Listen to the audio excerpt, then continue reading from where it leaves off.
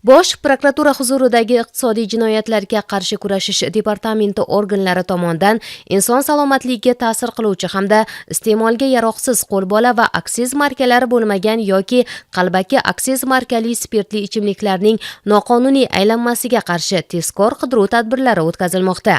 Xususan, departamentning Samarqand viloyati boshqarmasi, Jomboy tuman bo'limi va boshqa huquqni muhofaza qiluvchi organ xodimlar hamkorligida o'tkazilgan tezkor tadbirda fuqaro Jomboy tumani Samarqand mahallasi hududidagi yashash xonadonida yashirin sex tashkil qilib, alkogol mahsulotlari ishlab chiqarilayotganligi aniqlanib, ushbu xonadondan 1570 dona aksiz marka, 9 turdagi 359 dona alkogol, 10 xil nomlanishdagi o'ramlarda 19100 dona qog'ozli yorliqlar, 10 000 dona shisha qopqoqlari, 1,5 dona shisha ustiga yopishtirish uchun mo'ljallangan tamg'alar, 1,5 dona shishalar, 1420 litr spirt, ishlab chiqarish uskunasi va ishlab chiqarishda foydalanilgan boshqa tovar moddiy boyliklari ashyoviy dalil sifatida olingan.